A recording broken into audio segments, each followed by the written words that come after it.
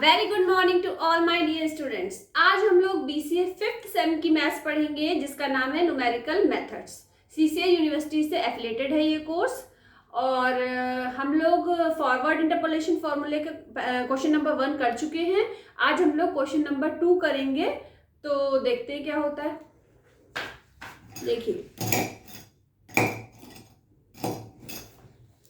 Question number 2 है हमारा, The following table gives the population in million of Orissa during last 6 census. Estimate the increase in the population during the period from 1976 to 1980. थोड़ा सा ये बड़ा question है, ठीक है, लेकिन इसको हम लोग आसानी से सॉल्व कर लेंगे। कैसे? कैलकुलेटर से।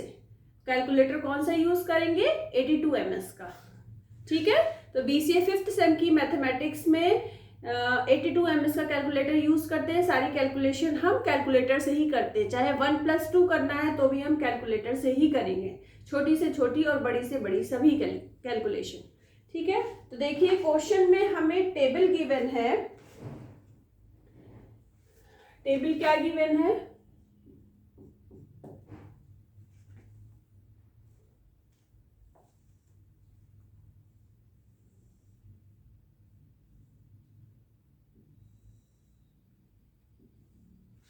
यहाँ पे है ईयर्स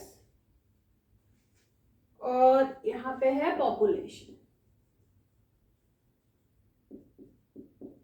ठीक है। अब 1951 की पॉपुलेशन गिवन है कितनी? 12। और पॉपुलेशन किस में गिवन है? मिलियन में। पॉपुलेशन किस में गिवन है? मिलियन में। 1961 पॉपुलेशन गिवन है 15 million.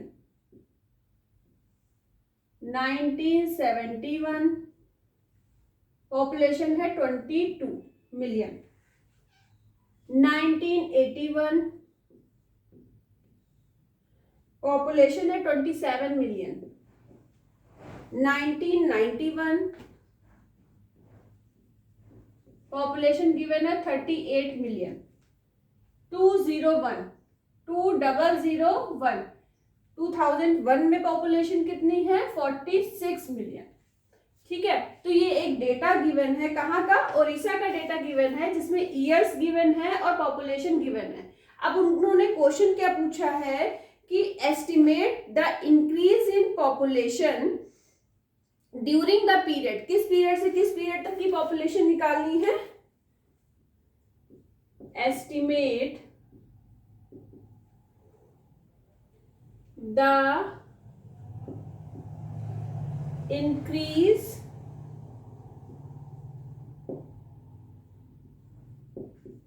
in the population during the period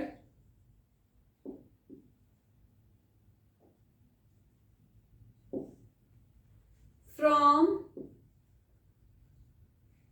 1976 to 1980, ठीक है। तो एस्टिमेट क्या करना है? Increase in the population during the period 1976 से 1980 तक पॉपुलेशन कितनी इंक्रीज हो गई, हमको ये फाइंड करना है, ठीक है। अब सॉल्यूशन हमारा क्या होगा? सबसे पहले देखिए, जो चीजें हमको पता है वो लिख लेते हैं। आपको पता है कि जो ईयर्स है ये किसकी वैल्यू है? x0, x1, x2, x3, x4, x5, ठीक है। इसी तरीके से जो नीचे गिवन है, ये वाली वैल्यूज किसकी गिवन है? y की। तो ये है y0, y1, y2, y3, y4, y5, ठीक है। तो अब देखिए हमारा जो h क्या होता है? h क्या होता है? x की जो भी वैल्यूज गिवन है, तो जैसे x1 माइनस x0 करें तो क्या निकल रहा है? 10 निकल रहा है, 10 कैसे हमने निकाला, x1 माइनस x0 करके, या फिर x2 माइनस x1 करेंगे तब भी 10 निकलेगा, x3 minus x2, x4 minus x3, x5 minus x4, तब भी वैल्यू h की क्या निकलेगी, 10 निकलेगी। ठीक है, अब देखिए इसके बाद हमारा फॉर्मूला होता है u is equal to x minus x0 upon h। ठीक है, अब हम जो है पहले निकालेंगे 1976 से 1980 तक की पॉपुलेशन निकालनी है, कितनी इंक्रीज हो गई, तो हम पहले 1976 को यूज करेंगे। तो जब हम 1976 को यूज करेंगे तो ये वैल्यू किसकी है, x की वैल्यू गिवन है। ठीक है, तो अगर हम यहाँ पे x की वैल्यू रख देंगे, क्या रख दें, 1976, x0 की वैल्यू क्या है 1951, यहाँ देखिए टेबल में, अपॉन h कितना है 10 है, तो u की वैल्यू यहाँ से निकलेगी, क्या निकलेगी, अगर हम माइनस करें 1976 में 1951 माइनस करें तो क्या निकलेगा 5, और यहाँ पे आ जाएगा 2, 25, और 25 को जब 10 से डिवाइड करोगे तो आ जाएगा 2.5। ठीक है, तो ये तो आपकी u की वैल्यू निकल गई। अब हमें डिफरेंस टेबल बनानी है और उसके बाद हम लोग फॉर्मूला लिखेंगे और वैल्यू पुट करेंगे, और सेम मेथड जब हम x इज इक्वल टू 1980 लेंगे तब भी हम यही मेथड अप्लाई करेंगे। ठीक है, तो देखते हैं कैसे करते हैं इस क्वेश्चन को आगे।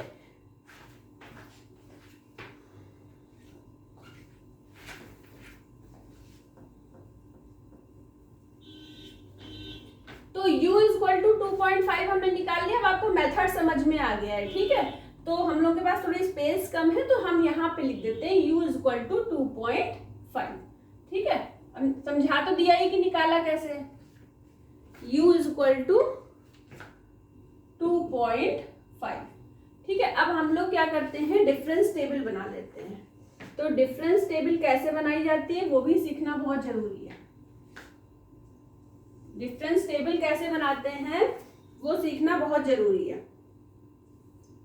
सबसे पहले ये 1 2 3 4 5 6 नंबर्स गिवन है, तो हमें कितने बनाने पड़ेंगे, 7 8 9 10 11 कॉलम हमको बनाने पड़ेंगे x के लिए। ठीक है, अब देखिए कैसे बनेंगे, ये हो जाएगा y, ये हो जाएगा del y, del square y, del cube y, del की पावर 4y। ठीक है, और यहाँ पे भी हम एक लाइन खींच देते हैं।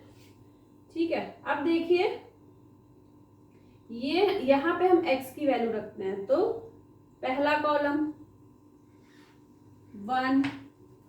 अब हमारे पास नंबर अगर 5 है तो 5 का हम डबल करते हैं, 6 नंबर है तो 6 का डबल कितना होता है, 12 होता है, तो उतने ब्लॉक हमारे पास होने चाहिए। 1 2 3 4 5 6 7 8 9 10 11 चाहिए। देखिए फिर 2 3 4 5 6 7 8 हो गए। ठीक है, अब 9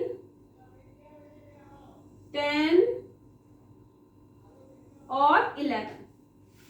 ठीक है, अब इसको लाइन बढ़ा देते हैं आगे, तो हमारी ये हॉरिजॉन्टल लाइन कितनी हो गई, 11 हो गई। अब हम x की वैल्यूज लिख लेते हैं एक एक कॉलम छोड़ के। पहले में हमने लिखा, देखिए पहले में हमने लिखा 1951, दूसरे में लिखा 1961, फिर हमने लिखा 1971। एक एक कॉलम एक एक जो है हॉरिजॉन्टल लाइन छोड़ के एक एक ब्लॉक की। देखिए 1981, फिर 1991, फिर 2001। ठीक है, तो इस तरीके से हमने ये 6 वैल्यूज लिख ली। अब देखिए अब हमें लिखनी है किसकी वैल्यूज, y की। किसकी लिखनी है? y की। अब हम लिख लेते हैं y की वैल्यूज। तो क्या है y की वैल्यूज? क्या है? 12, 15, 22, 27, 38 और 46। ठीक है। अब देखिए x की वैल्यू हो गई, y की वैल्यू हो गई। पहली वैल्यू x की x0 है और पहली वैल्यू y की y0 है। अब हम निकालेंगे, क्या निकालेंगे? अब हम डेल y। डेल y, अब डेल y कैसे निकालते हैं? देखिए 15 में से बाद वाली वैल्यू में से पहली वाली वैल्यू माइनस करेंगे और फिर बीच वाले कॉलम में लिखेंगे। तो 15 से 12 माइनस करेंगे 3, 22 से 15 माइनस करेंगे तो कितना बचेगा? 7। फिर 27 में 22 माइनस करेंगे तो 5, 38 में 27 माइनस करेंगे तो बचेगा 11 और 46 में 38 माइनस करेंगे तो क्या मिलेगा? 46 में 38 माइनस करेंगे तो 8। तो अब आप देखो कि ये जो बीच के कॉलम छूटे हुए थे तो थर्ड वाले कॉलम में हमने क्या किया? उसमें नंबर्स लिखे। अब नेक्स्ट कॉलम हमारा क्या बनेगा? डेल स्क्वायर y का। तो आप ध्यान से देखते जाओ बच्चों, पहले x और y की वैल्यू गिवन है। अब x की जो भी वैल्यू गिवन है और y की जो भी वैल्यू गिवन है तो शुरुआत कहाँ होती है? कहाँ से होती है? x0, x1, x2, x3। ऐसे ही y0, y1, y2, y3। और डेल y हम निकालते हैं। डेल y कैसे निकालते हैं? y2 मतलब y1 माइनस y0, फिर y2 माइनस y1, फिर y3 माइनस y2। इस तरीके से हमारा डेल y निकल आया। अब डेल स्क्वायर y निकालने के लिए हम क्या करेंगे? सेम मेथड अप्लाई करेंगे। 7 में से 3 माइनस करेंगे 4, 5 में से 7 माइनस करेंगे -2। अब देखिए इन दोनों के बीच में जो खाली कॉलम है उसमें लिखेंगे। 11 में से 6 माइनस करेंगे, 5 माइनस करेंगे 6, 8 में से 11 माइनस करेंगे -3। तो आपको मिल गया 4 -2 6 -3। अब हमें निकालना है डेल क्यूब वाई। हम तब तक निकालते हैं जब तक हमारे पास केवल सिंगल वैल्यू ना बचे, तब तक हमें वैल्यूज निकालनी होती है। ठीक है। अब देखिए -2 से -4 करेंगे तो आएगा -6, 6 -2 और बीच में एक माइनस और आएगा तो +2 हो जाएगा। तो ये आ जाएगा 8, -3 -6 -9। ठीक है। अब देखिए नेक्स्ट हमारा है डेल स्क्वायर, डेल की पावर 4y। निकालने का मेथड सेम है। 8 से -6 माइनस करेंगे तो क्या आएगा? 14, -9 में -8 करेंगे तो क्या आएगा? -17। ठीक है। तो 14 और -17 मिल गया। अब हमारे लास्ट कॉलम में आएगी वैल्यू डेल की पावर 5y। हमने बताया ना तब तक निकालते हैं जब तक सिंगल वैल्यू ना बचे एक पूरे कॉलम में। तो अब देखिए -17 में -14 करेंगे तो हमें मिलेगा -31। ठीक है, -31। अब हमें किन वैल्यूज की जरूरत होती है, किन वैल्यूज की जरूरत होती है वो भी पता होना चाहिए भाई। ऐसा तो नहीं है कि हम इस टेबल की सारी वैल्यूज को यूज कर लेंगे, ऐसा तो नहीं होगा। ठीक है। तो क्या होगा कि हम कौन सी वैल्यूज यूज करेंगे? तो देखिए सबसे पहले तो हम ये वाली यूज करेंगे, y की पहली वैल्यू, डेल y की पहली वैल्यू, डेल स्क्वायर y की पहली वैल्यू, डेल क्यूब y की पहली वैल्यू, डेल की पावर 4y की पहली वैल्यू और डेल की पावर 5 की फर्स्ट वैल्यू। ये सारी वैल्यूज हम किस में यूज करेंगे? अपने फॉर्मूले में। कौन से फॉर्मूले में? न्यूटन्स फॉरवर्ड इंटरपोलेशन फॉर्मूले में। ठीक है, न्यूटन फॉरवर्ड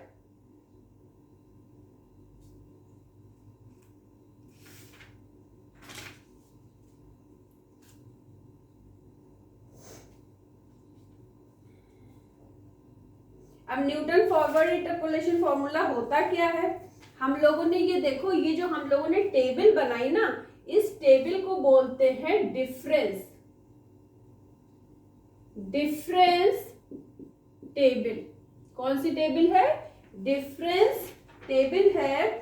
और ये डिफरेंस टेबल किसकी है? न्यूटन फॉरवर्ड फॉर्मूले के लिए डिफरेंस टेबल है। किसके लिए है? न्यूटन फॉरवर्ड फॉर्मूले के लिए ये डिफरेंस टेबल इस तरीके से बनती है। अब हमें ये जानना है कि इस टेबल में डेल की पावर 5y तक के कॉलम बने हैं। अब इसका फॉर्मूला क्या हो जाएगा? तो नीचे तो जगह बची नहीं है, ऊपर का ये वाला पोर्शन रब करके और फिर करते हैं क्वेश्चन को आगे। और आप लोग साथ ही साथ लिखते रहोगे, क्योंकि हम तो ब्लैक बोर्ड कई बार रब करेंगे ना, तो एक साथ तो आपको मिल नहीं पाएगा पूरा सॉल्यूशन, तो आप लिखते चले जाओ साथ ही साथ तो सही रहेगा। अब देखो, ये सारी वैल्यूज हमको मिल गई, ठीक है। अब ये जो टेबल है, टेबल तो हमारी एक ही बनेगी, तो हम ऐसा भी कर सकते हैं कि टेबल की जो वैल्यूज मिली हैं हमको, अगर उनको हम कहीं पे लिख लें, अब टेबल बनाना तो आप सीख गए, टेबल की सारी वैल्यूज हम लिख लें कहीं पे, जैसे x0 की वैल्यू है 1951, y0 की वैल्यू है 12, डेल y1 की वैल्यू है, y0 की वैल्यू है 3, डेल स्क्वायर y0 की वैल्यू है 4, डेल क्यूब y0 की वैल्यू है -6, डेल की पावर 4 y0 की वैल्यू है 14, डेल की पावर 5 y0 की वैल्यू है -31। अब ये सारी वैल्यूज हमने लिख ली, ठीक है, जो हमें फॉर्मूले में यूज करनी है। अब इस टेबल को हम आराम से रब कर सकते हैं, ठीक है। तो इस डिफरेंस टेबल को हम रब कर देते हैं। हम ध्यान से देख लेते हैं एक बार कि ये आप लोगों को दिखाई पड़ रही है सही से कि नहीं। अरे ये तो बहुत अच्छी दिखाई पड़ रही है, बहुत साफ है, बिल्कुल क्लियर कट। चलिए अच्छा देखिए,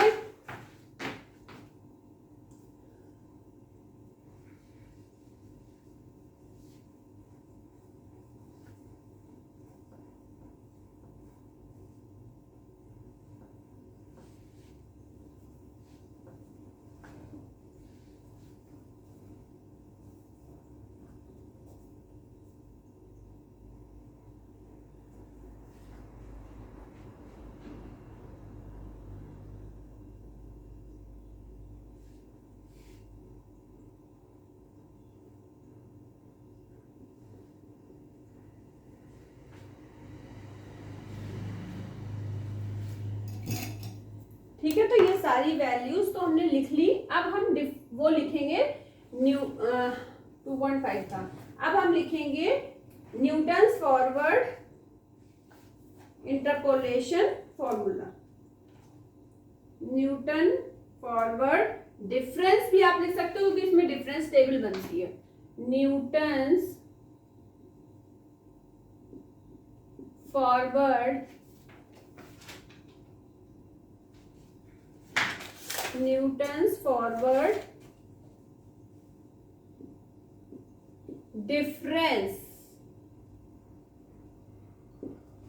इंटरपोलेशन फॉर्मूला, ठीक है। Newton forward difference interpolation formula. अब क्या होता है ये फॉर्मूला, ये पता होना चाहिए। ये तो बहुत ही इंपॉर्टेंट है कि ये फॉर्मूला होता क्या है। तो देखिए, हम लोग अभी 1976 के लिए निकाल लें, तो y x होता है फॉर्मूले में, तो x की जगह हम क्या लिख दें, या अभी हम क्या करें, फॉर्मूला लिख लेते हैं पहले, या फिर y x होता है तो x की वैल्यू 1976 है, ये लिख दिया, ठीक है। अब हम फॉर्मूला लिख रहे हैं, y x 0 होता है, ठीक है। तो x 0 की जगह 1951 लिख सकते हैं, पर हम 1951 की जगह x 0 लिख देते हैं। पहले हम फॉर्मूला लिखेंगे फिर वैल्यू पुट करेंगे। x 0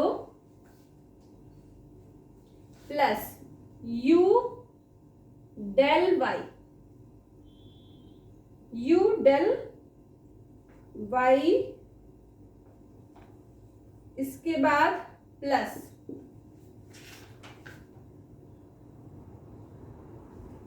ठीक है, u डेल वाई लिख दिया, और इसके बाद हम लिखेंगे u minus 1 upon factorial 2 del square y, ठीक है, plus u minus 1 u minus 2 factorial 3 del cube y. अब देखिए डेल क्यूब तक ही लिख पाए, लेकिन अभी हमारी टेबल कहाँ तक है, डेल की पावर 5 वाई तक, तो वहां तक हमें लिखना पड़ेगा। फिर u minus 1 u minus 2 u minus 3, यहाँ पे क्या आ जाएगा फैक्टोरियल 4 डेल की पावर 4 वाई। अब लास्ट क्या हो जाएगा हमारा u minus 1 u minus 2 u minus 3 और u माइनस 4 अपॉन फैक्टोरियल 5 और इनटू क्या हो जाएगा डेल की पावर 5 वाई, ठीक है। अब डेल की पावर 5 वाई, अब सब में इसमें क्या है, जीरो की वैल्यू लेनी, del square y 0, del square y 0, del cube y 0, del की पावर 4 वाई 0, डेल की पावर 5 वाई 0, ठीक है।